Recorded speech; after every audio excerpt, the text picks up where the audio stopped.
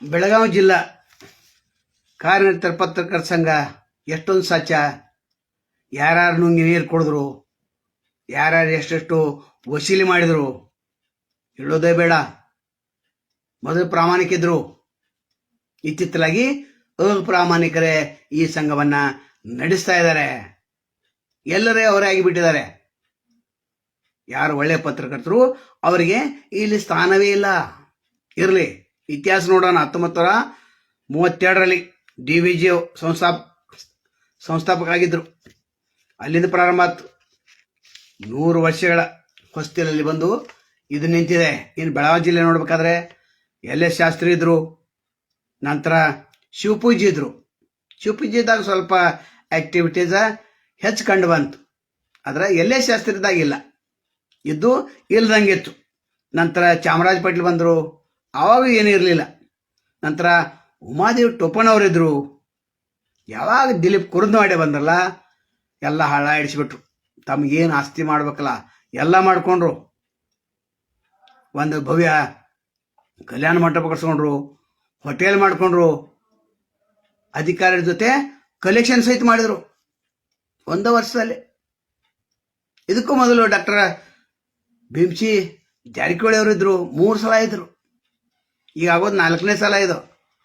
ಅವರು ಪತ್ರಕರ್ತರ ಕ್ಷೇಮಾಭಿವೃದ್ಧಿ ಸಂಘಕ್ಕೆ ಹೆಸರಿನಲ್ಲಿ ಇನ್ನು ಏನೇನು ಮಾಡ್ತಾರೆ ನೋಡ್ಬೇಕು. ಯಾಕಂದ್ರೆ ಏನಾಗಿದೆ, ಬರೇ ಪತ್ರಕರ್ತರ ಸಂಘದ ಹೆಸರು ಮೇಲೆ ಎಲ್ಲ ದುಡ್ಡು ಮಾಡೋರಾಗಿದ್ದಾರೆ. ಅದು ಕೆಲಸ ಮಾಡೋರಿಲ್ಲ. ನಾವು ನೀವು ಅಭಿವೃದ್ಧಿಗಾಗಿ ಮಾಡ್ತೇವೆ, ನಿಮ್ಮ ಮಕ್ಕಳಿಗೆ ಅದನ್ನು ಮಾಡ್ತೇವೆ, ಇದನ್ನು ಮಾಡ್ತೇವೆ, ಬರೇ ಇದಾಯ್ತು. ಅವ್ರ ಭಾಷಣ ನಿನ್ನೆ ವಾರ್ತಾ ಇಲಾಖೆಯಲ್ಲಿ ಭಾಷಣ ಏನಾಯ್ತು, ಜಿಲ್ಲೆಯ ಪತ್ರಕರ್ತರ ಅಭಿವೃದ್ಧಿ ನಮ್ಮ ಪ್ರಮುಖ ಗುರಿಯಾಗಿದ್ದು ಅವರ ಭಾಗವಾಗಿ ಗುಂಪು ಆರೋಗ್ಯ ವಿಮೆ ಯೋಜನೆಯನ್ನ ಜಾರಿಗೊಳಿಸಲು ಕ್ರಮ ಕೈಗೊಳ್ಳಲಾಗುವುದು ಎಂದು ಕರ್ನಾಟಕ ಕಾರ್ಯನಿರತ ಸಂಘದ ನೂತನ ಅಧ್ಯಕ್ಷ ಡಾಕ್ಟರ್ ಭೀಮ್ಸಿ ಜಾರಕಿಹೊಳಿ ಭರವಸೆ ನೀಡಿದರು. ನೋಡ್ರಿ, ಎಲ್ಲ ಭರವಸೆನ. ಗುಂಪು ಏನಂತಾರ, ಗುಂಪು ಆರೋಗ್ಯ ವಿಮೆ ಯಾವಾಗ ಮಾಡೋರು? ಇಲ್ಲಿ ದಿಲೀಪ್ ಕುರುಂದವಾಡೆ ದೊಡ್ಡ ಲಾಭ ಮಾಡ್ಕೊಂಡು ದಿಲೀಪ್ ಕುರುಂದವಾಡೆ ಮತ್ತು ಅವ್ರು ಕೆಲಸನ ಮಾಡಿದ್ರು. ಅವರು ಕಲೆಕ್ಷನ್ ಮಾಡಿದ್ರು, ಕೆಲಸನ ಮಾಡಿದ್ರು. ಮತ್ತು ಏನು ಎಲ್ಲೆಲ್ಲಿ ವಸೂಲಿ ಮಾಡ್ಬೇಕು ಅಂತ ಎಲ್ಲ ಕಡೆ ಕೈ ಆಡಿಸಿದ್ರು ಅವರು. ಇಲ್ಲಿ ಬಿಡಲಿಲ್ಲ. ಅದೆಲ್ಲ ಗೊತ್ತಾಗಿಬಿಡ್ತು. ಗೊತ್ತಾಗಿ ಒಂದು ಗುಂಪು ಅದು ಒಡೆದು ಹೋಯ್ತು. ಒಡೆದು ಇವ್ರು ಮೂಲೆ ಗುಂಪು ಮಾಡಿದ್ರು. ಜಾರಕಿಹೊಳಿ ಹೇಳಿದ್ರು, ಇಲ್ಲ ನಿಮ್ಮದ ಒಂದು ಗುಂಪು ಮಾಡ್ರಿ, ಎಲೆಕ್ಟ್ರಾನಿಕ್ ಮೀಡಿಯಾ. ಅವರೊಂದು ಗುಂಪಾಯ್ತು. ಅವರೊಂದು ರಾಜಕಾರಣಿ ತರಿಸಿ ಅವರೊಂದು ದೊಡ್ಡ ಮೀಟಿಂಗ್ ಮಾಡಿ, ಬರೀ ಮೀಟಿಂಗ್ ಇವ್ರದ್ದು, ವರ್ಷಕ್ಕೊಂದು ಮೀಟಿಂಗ್. ಅವ್ರಿಗೆ ಚಾಪನೆ, ಅವ್ರಿಗೆ ಅಲ್ಲ. ಇಲ್ಲಿ ಸತ್ಕಾರ ಹೆಂಗೆ ಮಾಡ್ತಾರ, ತಮ್ಮ ಏಜೆಂಟ್ ಇರ್ತಾರಲ್ಲ ಅವ್ರನ್ನ ಸತ್ಕಾರ ಮಾಡ್ತಾರ.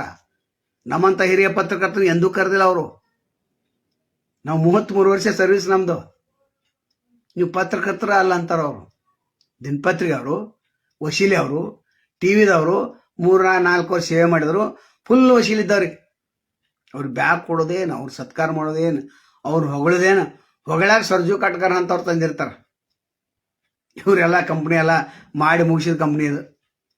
ಇಂದು ಪತ್ರಕರ್ತರಿದ್ರು, ಭಾಳ ಶ್ರೇಷ್ಠವಂತ ಪತ್ರಕರ್ತರು ಬೆಳಗಾವಿ ಆಗಿದ್ದಾರೆ. ಅವ್ರ ಹೆಸರು ಬೇಡ, ಯಾಕಂದ್ರೆ ಅವರು ಒನ್ ಟೈಪ್ ವಶೀಲಿನೇ ಮಾಡ್ತಿದ್ರು. ಆದರೆ ಡೈರೆಕ್ಟ್ ಅಲ್ಲ, ಇಂಡೈರೆಕ್ಟ್. ಅಥವಾ ನೌಕರಿ ಹಚ್ತಾನೆ ಅಂತೇಳಿ ಹೋಗಿ SP ಭೇಟಿ ಆಗೋದು, ಸರ್ ನಿಮ್ಮ ಕಾಕನ ಮಗ, ಇವನ್ ತಂಗಿ ಗಂಡ, ಒಟ್ಟೆ ಹೇಳೋದು ಮಾಡ್ಕೋದು. ಈ ಕಡೆ ದುಡ್ಡು ಹೇಳಿ ಅವರು ಕಡೆ ಇದ್ರಲ್ಲ, ಸಾಕಷ್ಟು ಜನ ಆಗಿ ಹೋಗಿದ್ದಾರೆ. ಹೆಸರು ಬೇಡ ಬೇಡ.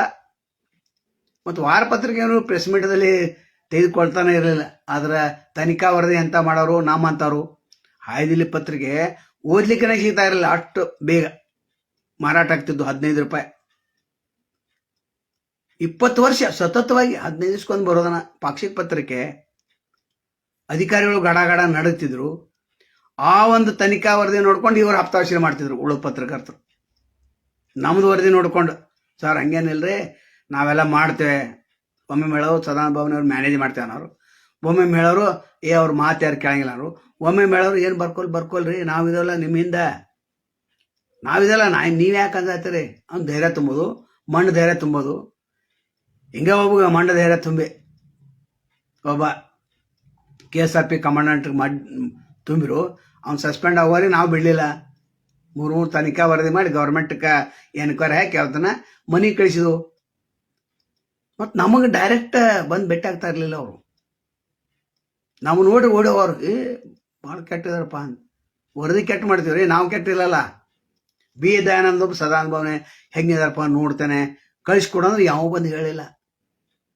ಯಾಕಂದ್ರೆ ಅವ್ರ ಬಗ್ಗೆ ನಾವು ಬರೆದಿದ್ದು ಒಳ್ಳೆ ಅಧಿಕಾರಿಯಿಂದ ಬರೆದಿದ್ದು, ಅದರ ಗಿಡ್ಡ ಭಾಳ ಪಕ್ಕ ಇದಾನಂತ ಬರೆದಿದ್ದು ಅಷ್ಟೇ, ಬಾಕಿ ಏನೂ ಇರಲಿಲ್ಲ. ಅದು ಯಾಕೆ ಕಲಿಸಿದ್ರು ಗೊತ್ತಾಗ್ಲಿಲ್ಲ.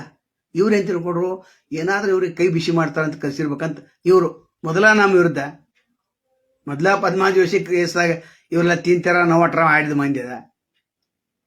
ಒಟ್ಟೆ ಸುಳ್ಳು ಮಂದಿ ಅದು, ಭಾಳ ಸುಳ್ಳು ಮಂದಿ. ಮತ್ತು ಧೈರ್ಯನೂ ಇಲ್ಲ, ಮನೆಯವ್ರಾಗಿ ಬರೆಯವ್ರಿಲ್ಲ, ಮೇಲಾಪಿ ಕುಸ್ತಿ. ತನಿಖಾ ವರದಿ ಅನ್ಕ ಇವ್ರಿಗೆ ಕೇಳಬೇಡ್ರಿ. ಯಾರು ತನಿಖಾ ವರದಿ ಮಾಡಿರೋ ಆಯಿತು, ನಾವು ಪೆಟ್ರೋಲ್ ಡೀಸೆಲ್ ಮಿಕ್ಸ್ ಮಾಡಿ ಇಂತಿಂಥವ್ರು ಮಾರಾಕತ್ತಾರ ಹೋಗ್ತಾರೆ. ನಾವೆಲ್ಲ ವರದಿ ಮಾಡ್ತೀವಲ್ಲ, ನಾವೆಲ್ಲ ನಾರಾಯಣ ಬರ್ಮೇರಿಗೆ ಹೇಳ್ತಾವಲ್ಲ, ಎಲ್ಲ ಓ ಕ್ರೈಮ್ ACP ನಮ್ಮ ದೋಸ್ತರು ಅಂತ ಹೇಳಿ ಅಲ್ಲೇ ಮೇಲೆ ಕುಸ್ತಿ ಮಾಡಿ ಅಲ್ಲೇನೇ ಅಲ್ಲ.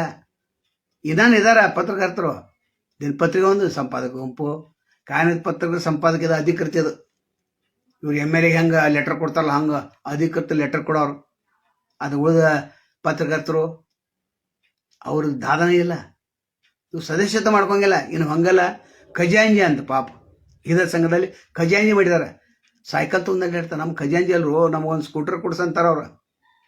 ಮತ್ತು 2 ಫೋಟೋ ತೊಗೊಂಬ, ಮತ್ತು ನಿನಗೆ ಅಲ್ಲೇ ಬಾ ಅಂತ ಫೋಟೋ ತೊಗೊಂಬಂದು ಅಧ್ಯಕ್ಷ ಕಡೆ ಹೋಗ್ಬೇಕು. ನಾನು ನಿಯೋಜಿತ ಅಧ್ಯಕ್ಷರು ಮೊದಲ ಅದಾರೋ ಅವ್ರು ಕೊಡ್ಕೊಂಡ್ರೆ ಇವು ಸೈಕಲ್ ಮೇಲೆ ಹೋಗೋಣ. ಸರ್ ನಮಗೇನು ಬೇಡ್ರಿ, ಒಂದು 500 ರೂಪಾಯಿ ಕೊಡ್ರಿ, ನಿಮ್ಮ ಖಜಾಂಜಿ ಬೇಡ, ನಿಮ್ದು ಏನು ಬೇಡ ಅಂತಾರ ಅವ್ರು. ಹಂಗಲ್ಲ ಮಾತು ಕೇಳಿದ ಬಸಪ್ಪ ಹಂಗಲ್ಲ ಅಶೋಕಾಂತ್ ತೆಗೆದಾರ. ಅವ್ರಿಗೆ ಅಕ್ರೆಡಿಷನ್ ಕಾರ್ಡ್ ಇಲ್ಲ, ಆರೋಗ್ಯ ವಿಮಾ ಇಲ್ಲ, ಯಾವ ಗುಂಪಿಲ್ಲ, ಏನಿಲ್ಲ. ಇವ್ರು ಖಜಾಂಜಿ ಅಂತ ಈಗ ಸದ್ಯಕ್ಕೆ ಕಾರ್ಯನಿರತ ಪತ್ರಕರ್ತರ ಸಂಘದ ಸ್ಥಿತಿಗತಿ ಹೇಳತ್ತೇವೆ ನಾವು. DVG ಅವ್ರ 1937 ಸ್ಥಾಪನೆ ಅದು. ಇನ್ನು ಉಳ್ದವ್ರು ನೋಡ್ರಲ್ಲ, ಭಾಳ ಬೆಸ್ಟ್ ಮಂದಿ ಐತೆ ಅದು. ಕಾರ್ಯಸಿ ಪುಂಡ್ಲಿಕ್ ಬಾಳೋಜಿ ಅಂತ, ಜಿಲ್ಲಾ ಉಪಾಧ್ಯಕ್ಷ ಕುಂತಿನಾಥ್ ಕಲಮನಿ, ಪ್ರಧಾನ ಕಾರ್ಯದರ್ಶಿ ಶ್ರೀಸಲ್ ಮಠದ. ಇವ್ರು ಒಳ್ಳೆಯವರು, ಶ್ರೀಸಲ್ ಮಠದ ಒಳ್ಳೆಯವರು. ಅದರ ವನ ಜೊತೆ ಹಸಿದು ಸುಡಾಕೈತ್ಲ, ಏನು ಮಾಡೋದು ಶ್ರೀಸಲ್. ಉಪಾಧ್ಯಕ್ಷರಾದ ತಾನಾಜಿ ಮುರಂಕರ್, ನಂತರ ಭೀಮ